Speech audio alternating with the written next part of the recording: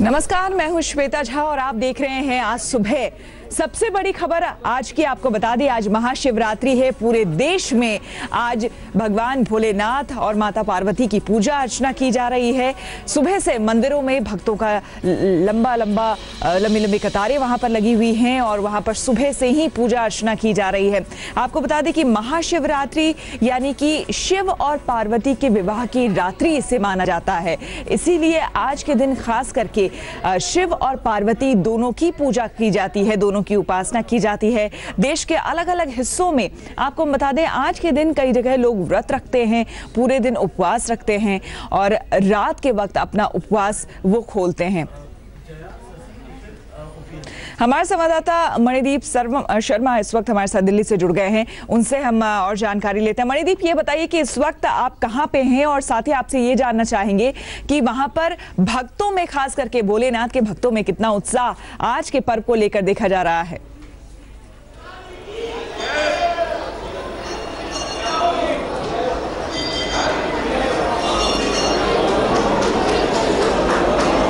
मणिदीप, क्या आपको मेरी आवाज आ रही है?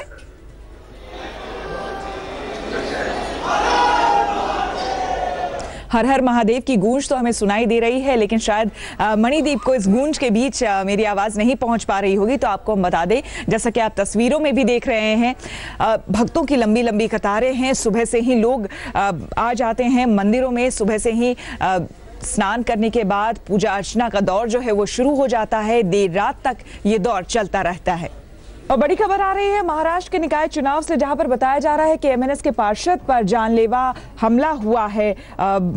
संजय तुर्डे बताया जा रहा है, उन पर जानलेवा हमला हुआ है और इसमें बताया जा रहा है 166 से जीते एमएनएस के पार्षद संजय तुर्डे पर यह जानलेवा हमला हुआ है और इसमें 5 और कार्यकर्ता घायल भी हुए हैं। एमएनएस उम्मीदवार और उनके साथियों पर डंडे हॉकियों से हमला किया गया है। पीड़ित के परिवार वालों का आरोप है कि हमले के पीछे इसी वार्ड से हारे बीजेपी के नेता का हाथ है। फिलहाल पुलिस इस मामले में बीजेपी नेता के साथ कुछ और लोगों पर केस दर्ज कर जांच कर रही है। मामला राजनीतिक होने की वजह से पुलिस अभी खुलकर कुछ भी नहीं बोल रही है। वो सुधीर खातू करके एक एडवोकेट है, उनको टिकट दिया था भाजपा से। वो एक्चुअली वो भाजपा का कार्यकर्ता नहीं है, वो गुंडा है। क्या हुआ? गुंडा है, गुंडा स्पेशली। उसने पहले भी 2012 में इलेक्शन हुआ था, उस टाइम पे उसने भाऊ कोरवाकर को भी ऐसे ही शाके में घुस के मारा था। तो तुम्हारा हॉकी स्टिक है, रॉड था उनके हाथ में, रॉड से मारा। तलवार था, तलवार से वार नहीं किया मगर पीछे से ही किया। बाद में हेलमेट से मारा, खुर्ची फेंक के मारा, नीचे सुला के मारा, लेटा लेटा के मारा है। पूरा बदन मेरा टूट रहा है। नमस्कार, मैं हूं श्वेता झा और आप मेरे साथ देख रहे हैं आज सुबह। और अब बात गुजरात के गधों की। जी हां, गुजरात के गधों की गूंज उत्तर प्रदेश की राजनीति में अब सुनाई दे रही है। अखिलेश के बयान के बाद नरेंद्र मोदी यानी कि प्रधानमंत्री ने पलटवार किया और ये कहा कि उत्तर प्रदेश के मुख्यमंत्री को अब गधों से भी डर लगने लगा है।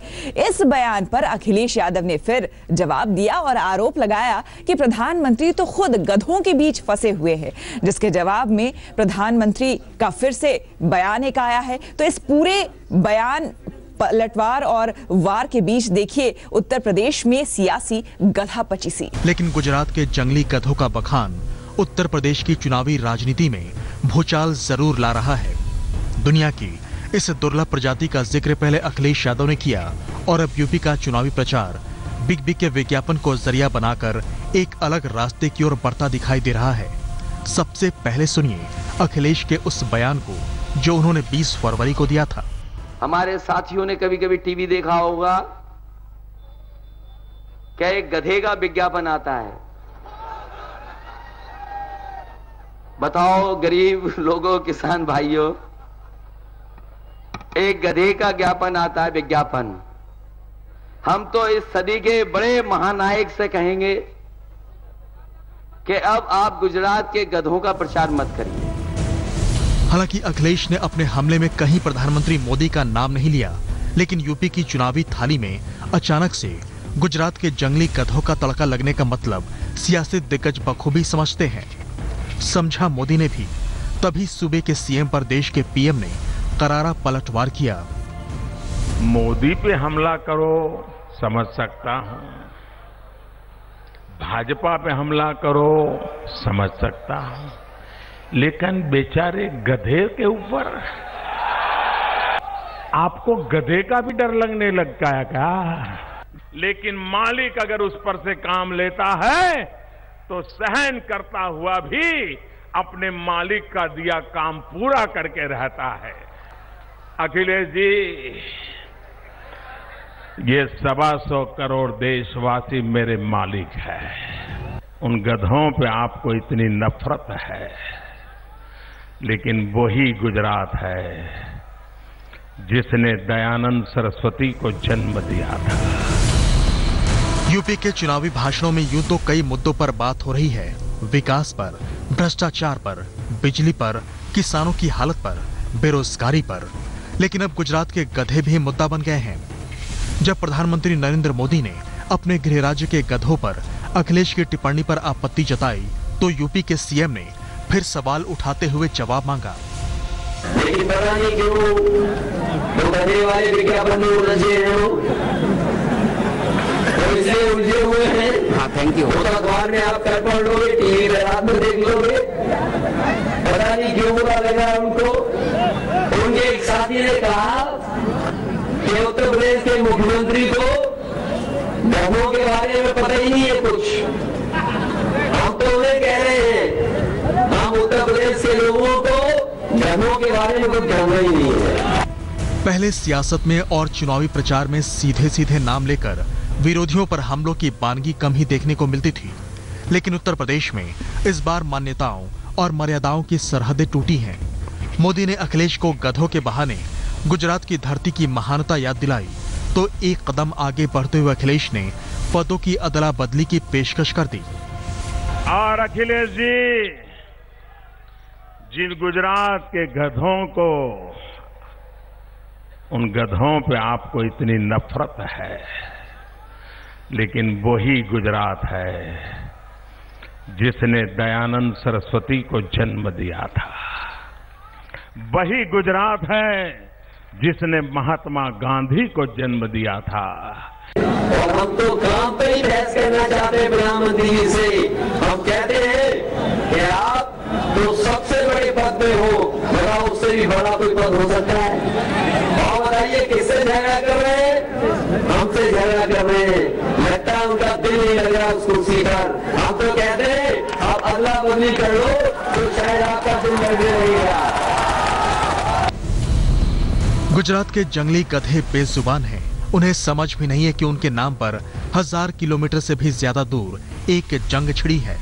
लेकिन ये तय है कि 11 मार्च को जब चुनावी नतीजे आएंगे तो उस दिन इन गधों को मोदी भी याद करेंगे। और अखिलेश गोंडा से आंचल के साथ आज तक ब्यूरो। बीएमसी चुनाव नतीजों में शिवसेना और बीजेपी के जो रिश्ते हैं उसमें और भी फंस कर रह गए हैं। जी हां, क्योंकि दोनों के साथ आए बिना सत्ता मिल नहीं सकती और ऐसे में फिलहाल जो स्थिति बनी हुई है उसमें कोई भी झुकने को तैयार नहीं है।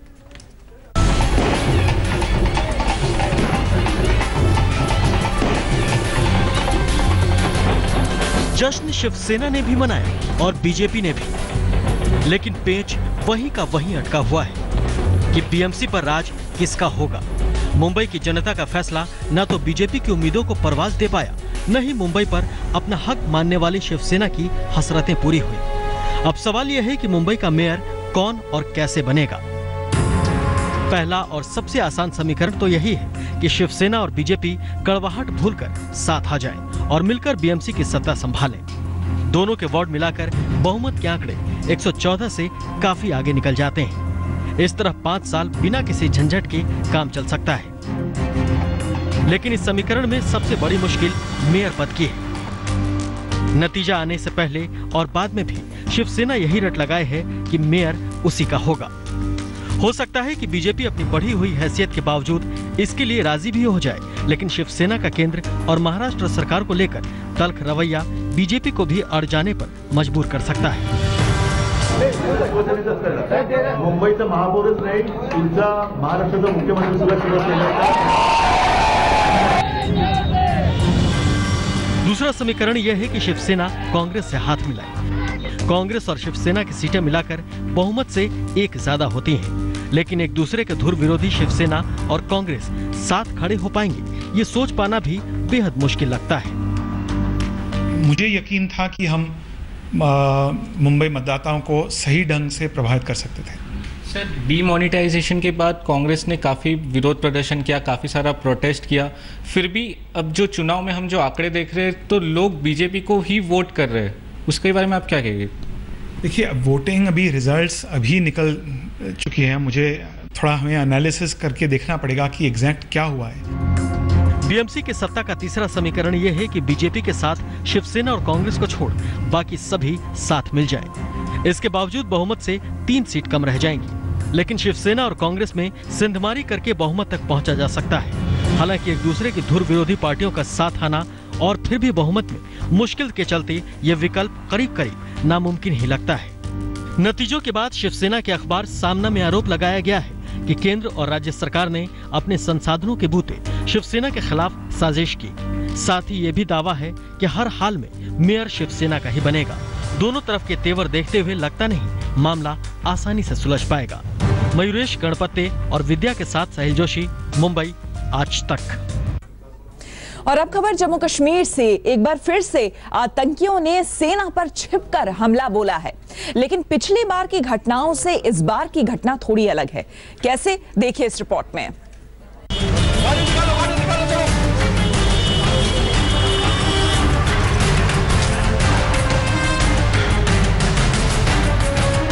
ये उस जवान श्रीजीत की तस्वीर है जो हिजबुल के आतंकियों से मुठभेड़ में शहीद हो गए।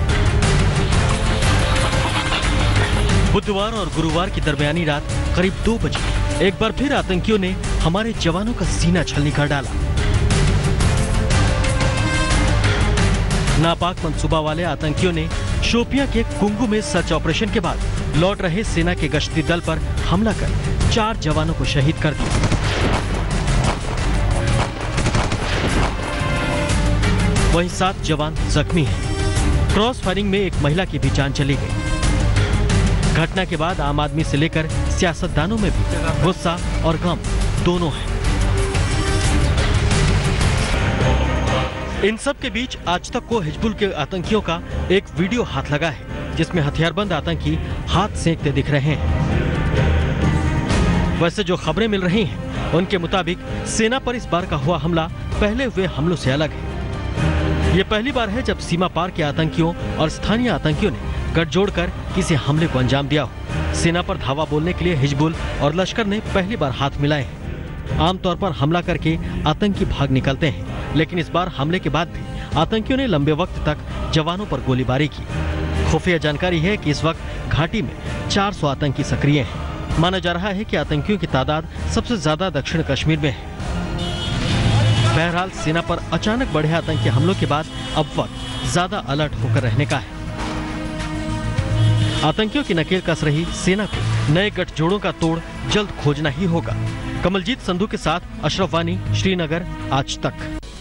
लोगों को भागवत कथा सुनते तो आपने कई बार सुना होगा और देखा भी होगा, लेकिन अगर गाय भागवत कथा सुने तो जाहिर सी बात है हैरानी होगी। राजस्थान के फतेहपुर की ये खबर है, जहां पर एक कार्यक्रम, विशेष कार्यक्रम आयोजित किया गया है और 1-2 नहीं बल्कि 211 गायों को भागवत कथा सुनाया जा रहा है।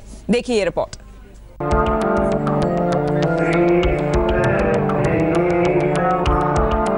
आपने भैंस के आगे बीन बजाना तो सुना ही होगा। राजस्थान के फतेहपुर में गायों के आगे भागवत सुनाना भी देख लीजिए। एक नहीं, यहाँ 211 गायें बंधी हैं। हर गाय के सामने बैठा है एक पंडित जो हर दिन भागवत का पाठ कर रहा है। माना यह भी जा रहा है कि गाय इस पाठ को सुन रही होंगी। वैसे कथा पंडाल में हजारों लोग मौजूद हैं। उन्हें भी भागवत सुनाई जा रही है और उसे सुना रहे हैं मूलक पीठाधीश्वर परम पूज्य द्वारकाचार्य राजेंद्र दास महाराज। जितनी देर लोग भागवत सुनते हैं, उतनी ही देर खूंटे से बंधी गायों के सामने पंडित भी भागवत सुनाते हैं। यहाँ 211 गायों को आप देख रहे सामने गाय है। इन 211 गायों को भागवत आचरण कर रहे हैं, भागवत सुनाई जा रही है। और पूरे शेखावाटी से, शेखावाटी, सीकर, झुंझुनू, चूरू, तीनों जिले से यहाँ लाखों लोग रोज भागवत सुनने आते हैं। वैसे इस महोत्सव का उद्देश्य देश में गौवंश की हत्या को रोकना बताया जा रहा है। कई बड़े संत इस महोत्सव में आकर जा चुके हैं। योग गुरु और अखाड़ा परिषद के सचिव आनंद गिरी महाराज ने मीडिया को देखा तो केंद्र सरकार के प्रति अपना गुस्सा छिपा नहीं सके। उन्होंने प्रधानमंत्री नरेंद्र मोदी को भी इशारों में निशाना बना दिया। मैं पूछना चाहता हूं कि वो दर्द, वो दुख चुनावों के समय क्यों होता है, अब क्यों नहीं हो रहा। अनेक कार्य हुए, जीएसटी बिल पास हो गया, एक नोटबंदी का निर्णय, ऐतिहासिक निर्णय, इससे फायदा या नुकसान हमें नहीं पता है, लेकिन ये एक ऐतिहासिक निर्णय हुआ है। क्यों नहीं हो रहा गो हत्या पर प्रतिबंध का निर्णय, कहाँ तकलीफ आ रही है। बहरहाल इस तरह के महोत्सवों के दबाव में केंद्र सरकार गौहत्या पर कितनी और किस तरह रोक लगा सकेगी ये तो मालूम नहीं, लेकिन गायों को भागवत सुनाने का ये आइडिया है बेहद दिलचस्प। दूर दूर से आए लोग गायों को भागवत सुनाते देख हैरानी में हैं। राकेश गुर्जर, फतेहपुर शेखावटी, आज तक।